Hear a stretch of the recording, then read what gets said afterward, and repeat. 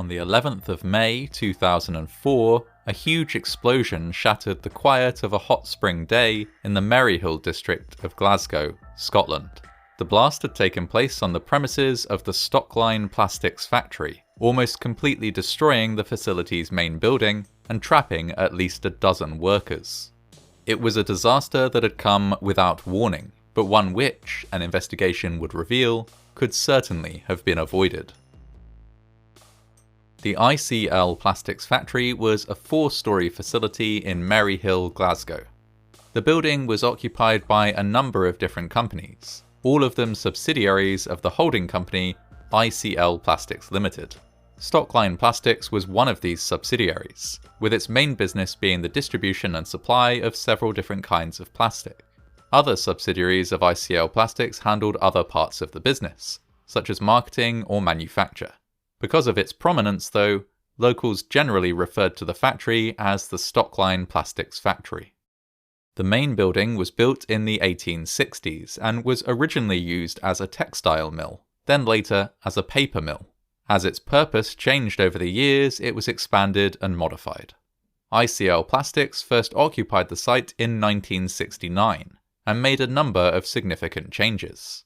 Gas tanks and pipes were installed to supply gas ovens used in the plastics manufacturing process. The roof was replaced, and throughout the 1980s and 1990s, the company purchased more buildings in the vicinity to expand their operations. In 1973, the yard in front of the building was raised in order to reduce the impact of flooding during rainy weather.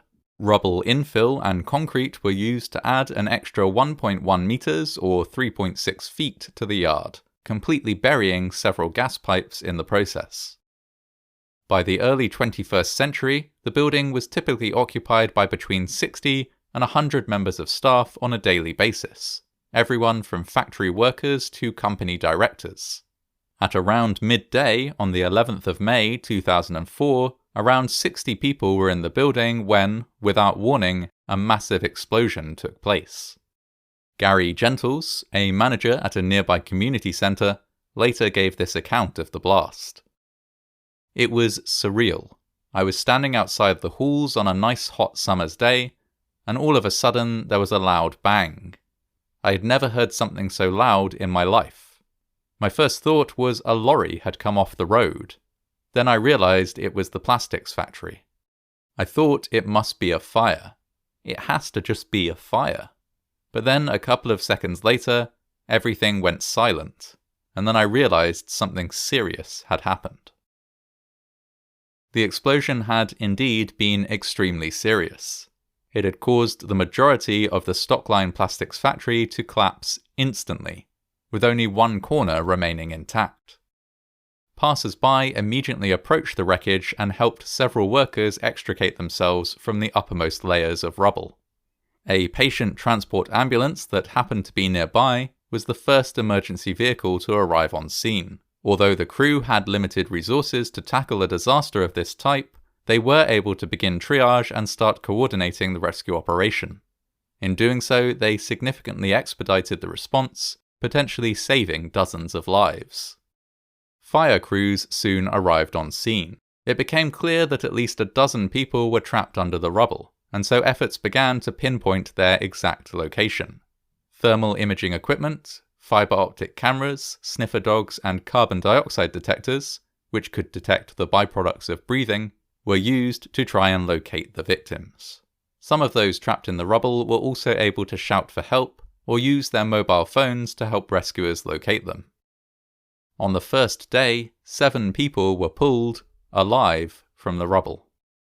Around 300 firefighters and paramedics remained on site, supported by many other organisations, including the volunteer group International Rescue Corps, a group with prior experience of supporting rescue and recovery operations in the aftermath of earthquakes.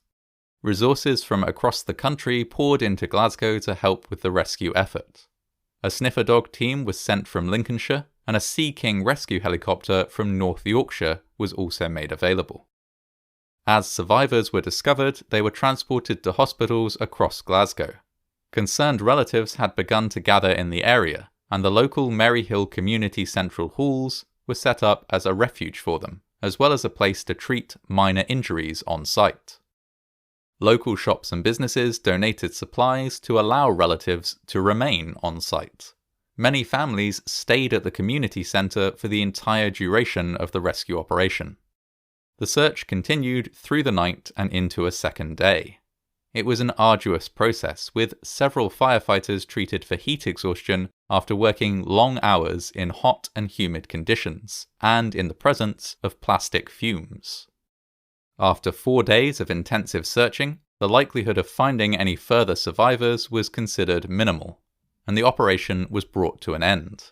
In total, 7 people had been declared dead at the scene, while a further 2 died from their injuries in hospital. 33 people had been injured, 15 seriously. As the rescue effort wound down, an investigation began. Initial reports suggested that gas ovens inside the factory were the cause of the explosion, while other accounts suggested that there hadn't been an explosion at all, and the building had just collapsed under the weight of heavy machinery stored on the uppermost floor. Neither of these theories, in the end, were correct.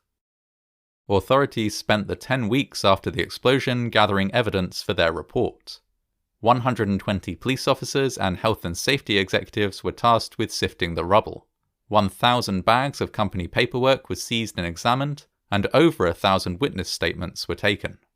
This investigative process would eventually lead to the prosecution of ICL Plastics at a criminal trial, and a massive public inquiry. The public inquiry was held at the Maryhill Community Central Halls, where the relatives of those injured and killed in the blast had waited for news in the days following the disaster. So many wished to attend this inquiry that the Scottish Courts Service oversaw a complete renovation of the venue to ensure that it could accommodate them. Through these proceedings, the true cause of the blast was revealed. When the yard outside the factory had been razed in 1973, it had buried pipes that delivered liquid petroleum gas, or LPG, to the factory's gas ovens.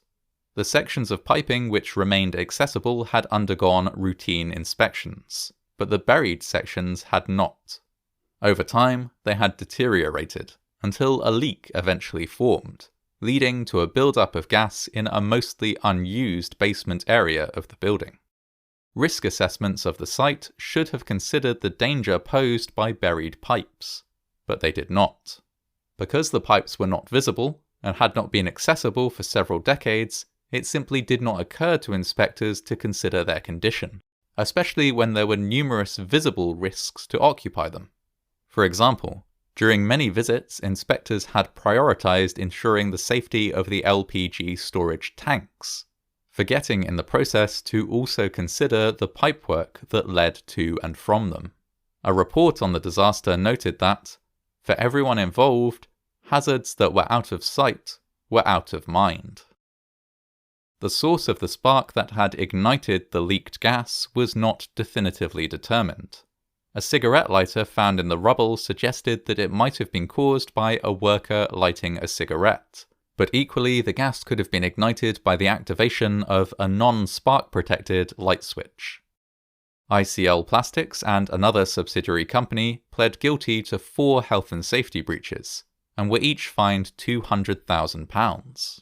Accepting this judgment, they issued a statement expressing their regret.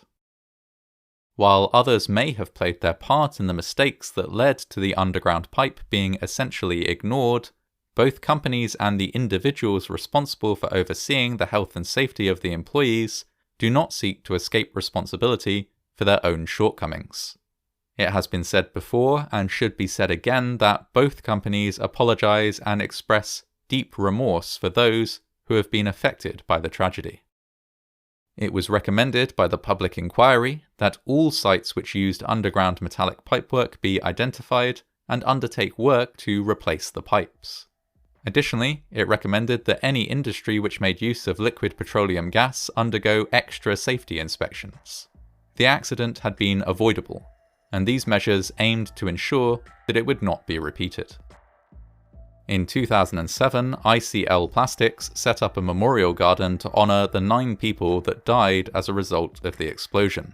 They were 49-year-old Margaret Brownlee, 32-year-old Annette Doyle, 52-year-old Peter Ferguson, 41-year-old Thomas Macaulay, 60-year-old James Stuart McCall, 27-year-old Tracy McErlane, 45-year-old Kenneth Murray, 31-year-old Timothy Smith, and 34-year-old Anne Trench. The garden sits today just a short distance away from the rebuilt Stockline Plastics factory, a reminder that even hazards which cannot be seen still have the power to kill.